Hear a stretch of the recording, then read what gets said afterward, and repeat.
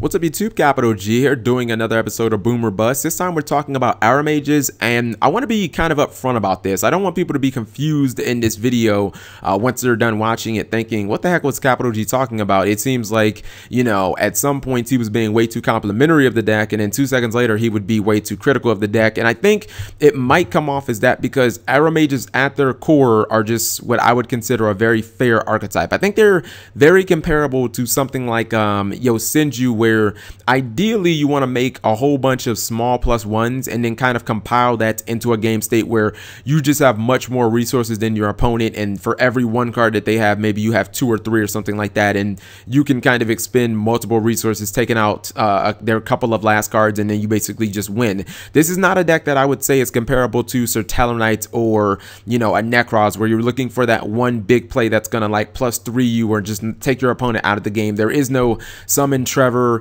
and just bounce all your cards to your hand, take your opponent's board, wipe it clean, take out their hand, reset your Phoenix Chain, and you're called the Haunted to make more advantage, or summon a Necros of Trishula, pick apart their hand, field, and graveyard at the same time. Or, you know, Necros used to have the Gen Power Colossus that made it so that a lot of special summon decks just couldn't play Yu-Gi-Oh! This is a deck where you're essentially just going to make a bunch of small +1s and kind of win off that. It's not a fast process, but it is a very stable one. I mean, and one of the things that I love about this deck is these +1s, there is practically no risk involved. In fact, I think that this is one of the most lowest risk decks out there. I mean, even decks like Ritual Beast or Yosenju, to essentially contact fuse, or to, you know, with Yosenju where you want to use like a common 3s effect, or you want to use a common 1 effect, like you have to have another comma, like that requires 2 monsters, which means that you could easily get opened up with a thing like Torrential Tribute, or, you know, Battle Traps are kind of like the bane of the existence of a deck like Yosenju. With a deck like Aromages, I mean, how easy is it just to summon a Jasmine and then activate Garden and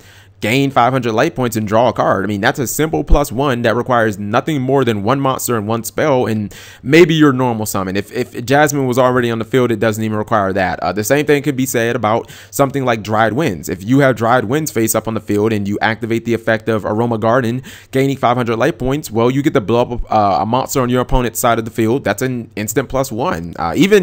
Even the other trap, Humid Winds, you just pay 1,000 light points, and it's essentially a Rhoda for the entire archetype. So the fact that you can use it every single turn means that, again, it is just a card that's just going to constantly plus you. But these are not pluses that are just going to automatically destroy your opponents. Now, for every good, I feel like there's a slight bad with Aromages. Like, one of the things that I love about this archetype is the fact that it's plants. And I feel like if you're just a plant archetype in the last couple of years, I feel like you artificially get a boost just because of these 2 cards, Lone Fire Blossom and Miracle Fertilizer. I feel like you can just implement 6 copies of these cards, or maybe 4 to 6 copies of these cards, and I feel like it's instantly going to make your deck more consistent no matter what.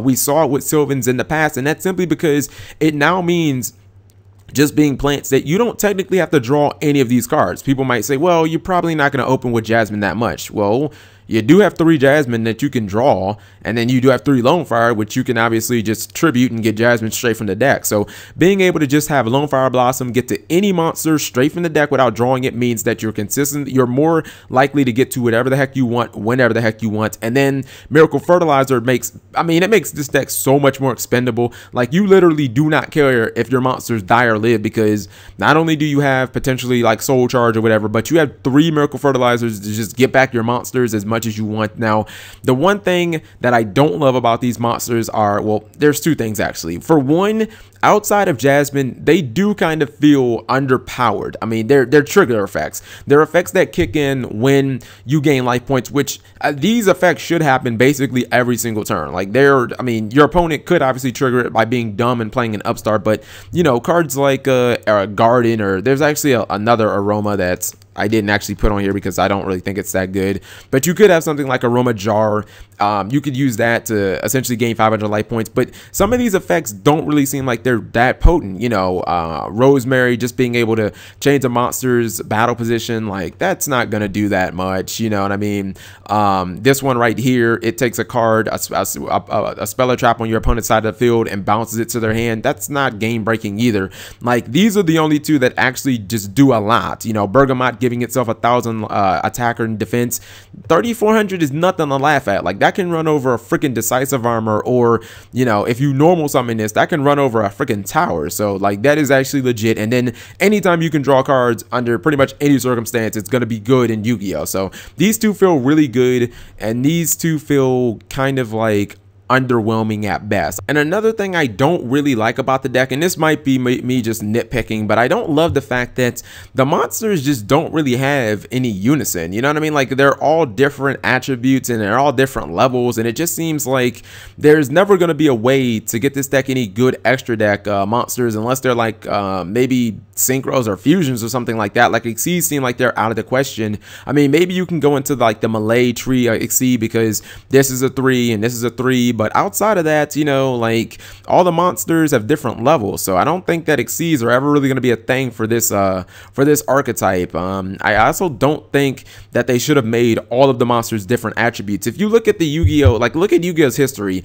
and you look at all the light decks and all the dark decks, and you've seen how so many archetypes throughout the game's history have benefited from things like Honest and Allure of Darkness and being able to just randomly throw in a Dark Arm Dragon into a deck. Like that's something that, you know, these cards can still use wins that maybe you shouldn't have won. Like these are power cards that can be splashed into those decks. So if the deck would have been all fire or all water or something like that, like it would have benefited the deck. So I think that they should have done that. Now, for the lack of the potentness of the monsters, I will say that the traps definitely pick up the slack. They're both just easy +1s, and I think that they're probably how you're gonna make your most advantage. Dried Winds is a card that is it's very like it's a play breaker. It's simple monster removal. It has a second effect that means that you can potentially nuke your opponent's entire field with it. It does cost 3,000 life points, but like you'd be surprised how often that does happen in this deck. Like I played against this deck on stream a couple of times. My opponent would routinely get to like 12,000 life points within like the first 4 turns, and I'd be like, how the hell did that happen? It does legitimately happen a lot. And then you have Humid Winds, which is, I mean, it's a way to search the entire archetype. Like anytime that you have that level of searchability along with a card like Lone Fire Blossom, this means that this deck will be able to get to whatever it wants to whenever it wants to. So those easy +1s that I'm talking about, mainly Jasmine, you're going to be able to get to those consistently all the time. So I think that this deck is one that it's probably like, I think its potential right now is capped because the power of the monsters themselves, the core Aromage monsters, isn't that high. You know what I mean? There's nothing like Cleafort Stealth where it's just like, oh my god, why did they make this? But the deck has enough easy +1s to kind of outgrind a whole bunch of decks. That I think the deck could use. It really, what the deck really struggles with, from what I can see, is it really needs back row destruction. They really should have made this card, they really just should have made it either destroy, you know, either destroy your opponent's back row, or what I would have liked as a substitute, if you could have met me halfway, Konami, what it should have been able to do is it should have been able to bounce any card on the field. Like it should have been able to bounce your spells and traps. That way you would have been able to, activate its effect, then bounce Aroma Garden, and then activate Aroma Garden again, and then you just have like dumb wombo combos. And like having dumb wombo combos is a way to kind of make a deck like half a tier better artificially. So I think that this deck is one of those decks that can probably top deck our regional, but until it gets more cards, or until it gets like just you know, somebody who builds like a really amazing build, I feel like the deck is kind of capped at like the regional level. This is not a deck that I would recommend for the YCS level, because you're not gonna have any victories that are just like really easy. Like you're gonna have to, it's kind of like the Gladiator Beast theory, where you have to struggle for every win. You have to give blood, sweat, and tears for every single victory. Even if you have games that are easy, they're still not gonna end until, you know, 4, 5, 6 turns into the game. There will be no easy, oh, I made Exiton Knight, he overcommitted, I blew his field up, and then I just won. You know what I mean? So sometimes grinding is not like a good thing. But again, the deck has easy +1s, they're consistent +1s. Being just a plant engine deck means that you're artificially better just because of these 2 cards. It means you can get to whatever you want whenever you want. All your monsters become buku expendable, and I think that this deck it's pretty legitimate. If the deck gets more cards in the future, especially monsters that have back row removal, or it gets like some synchros, the deck it's definitely going to be like, it's probably going to move up like half a tier. I would say right now it's definitely a tier 2 deck, regional level. If it made like a top 4 at a YCS, I'd be surprised, but it's definitely not a bad deck by any stretch of the imagination. So it's kind of like in between, it's not in between boom or bust. I would definitely put it on closer to the side of boom, because I would consider it a good deck. Not a great deck, but definitely a good deck. So let me know what you guys think. Do you think that my evaluation of Aromages were fair? Were there some things that I missed out? Let me know in the comment section below. Thank you guys for watching, as always.